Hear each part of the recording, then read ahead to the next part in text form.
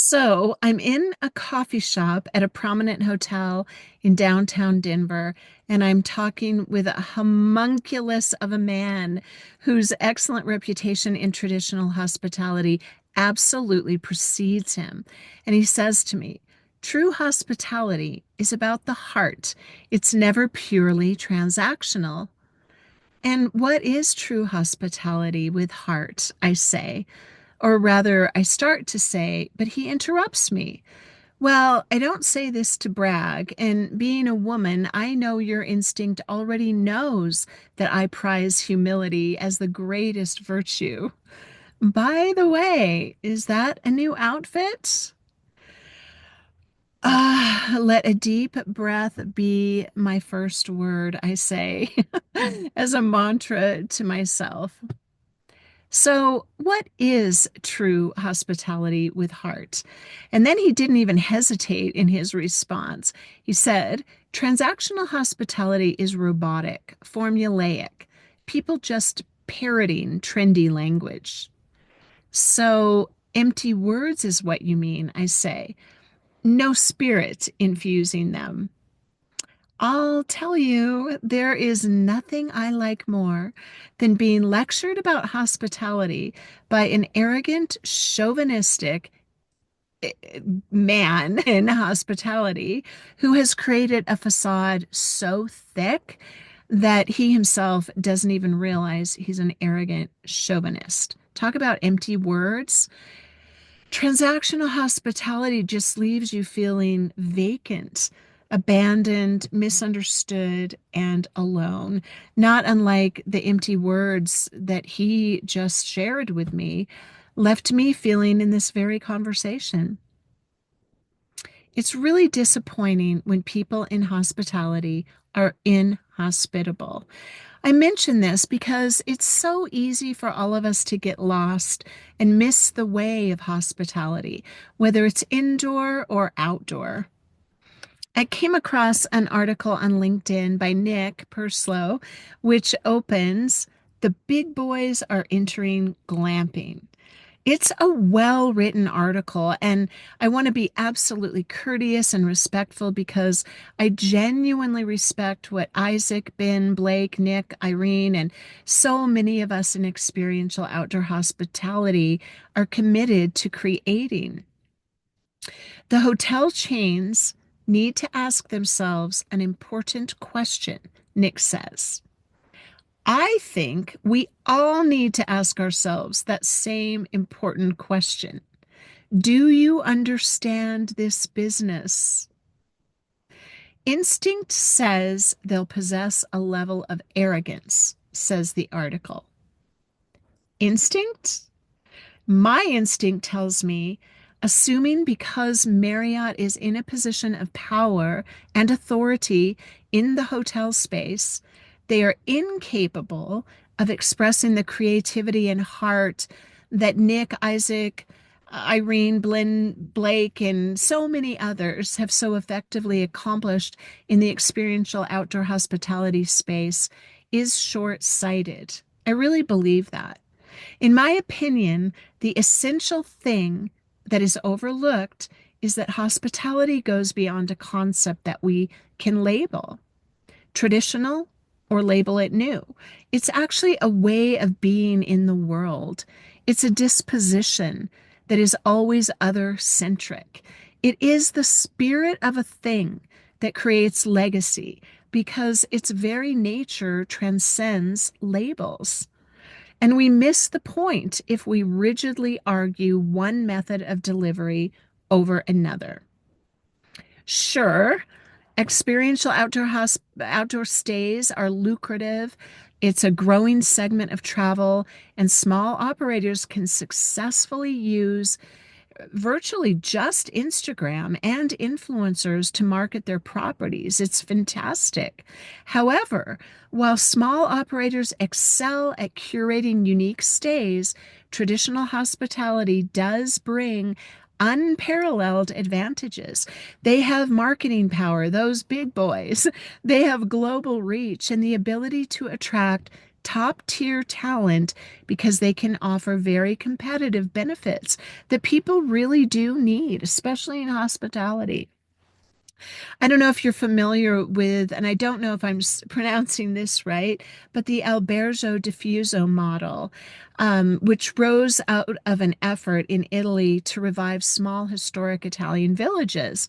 And they were just kind of off the normal tourist track, and these were areas that had been destroyed by earthquake.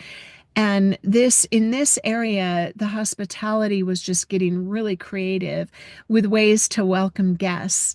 And we're doing the same thing, creative ways to welcome guests who require more care, more connection with nature, and genuine human touch. And it's like the earthquake of our world. All of this upheaval in the world around us causes us to desire these things, right? So hospitality gets creative. And I believe the boundaries between hospitality sectors are dissolving. It's not a belief, it's actually what's happening. You don't have to believe in it. It's happening all around us. So, traditional hotels are embracing experiential stays, and glamping has this opportunity to evolve with more sophisticated operations. Instinct says they'll possess a level of arrogance, says the article. Arrogance. I am going to argue a little bit that this new era is not at all about the founder being the brand, as that inherently overlooks the bigger picture. And I think it misunderstands the core of all hospitality. Glamping thrives on delivering transformative guest experiences. While a founder's story might enhance the brand's narrative, guests ultimately choose a stay for its unique offerings, ambiance, and service, not just the founder's persona. I have created a number of businesses that started with me as the founder and that narrative, but it always comes back to the actual product and service and how the team is able to deliver on that. So, the best glamping experiences are going to integrate local culture, design, nature, all of those elements that extend far beyond any individual. A founder's vision, again, could ignite a spark, but that enduring appeal comes from a collective effort to craft a memorable stay, as we know. Hospitality is always about the guest. And the guest, as one of my favorite people, Marty Neumeier, is so famously known for revealing, the guest will tell you what the brand is based on how your product, service, and company makes them feel. This is hospitality. So traditional hospitality does know this. Are big hotel brands any more arrogant than those of us who have succeeded in RV, with campgrounds, or glamping?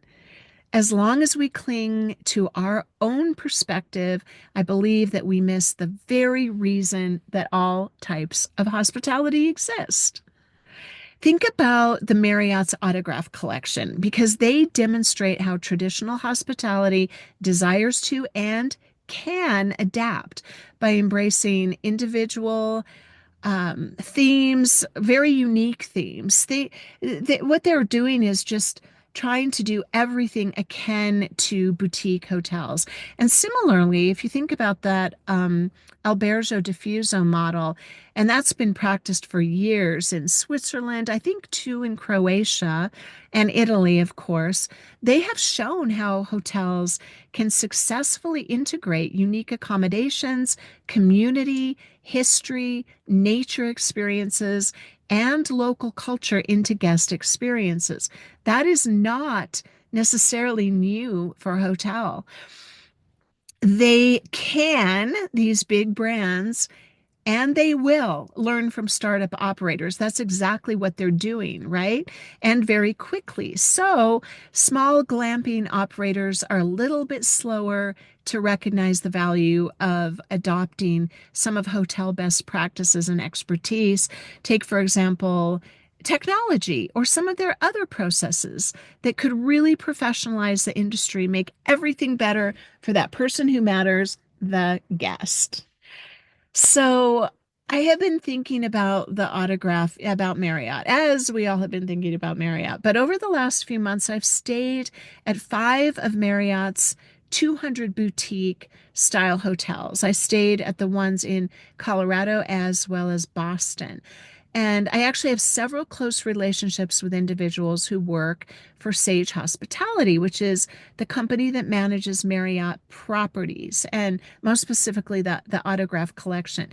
I have enjoyed some very lengthy conversations with managers. I know a lot of the staff. I talk with them all the time. I interview them about the benefits and challenges of working with a large hospitality brand. And I would just say, are there barriers that they must address in order to deliver more personalized, intimate experiences for their guests?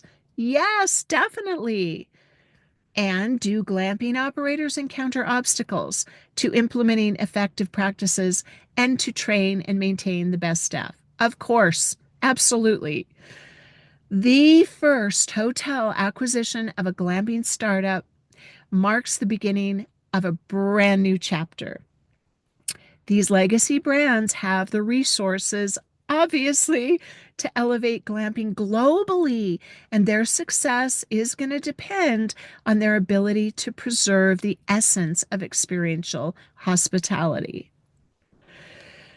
They do have the capability, don't forget, to hire and acquire the best to pull them in so that they can implement these things.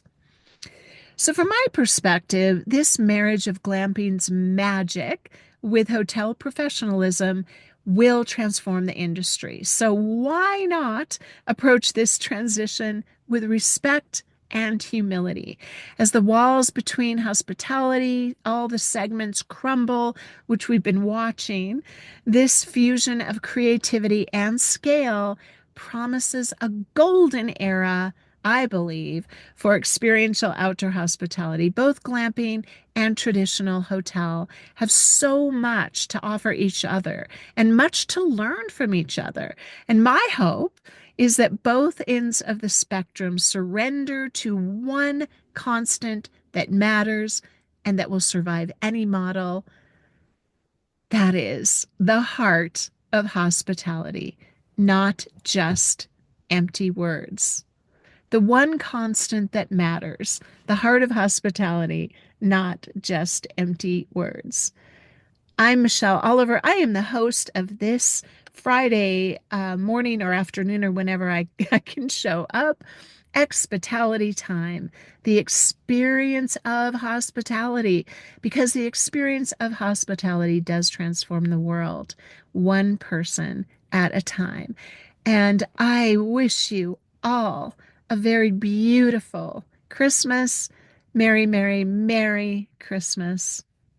And I will be back next week.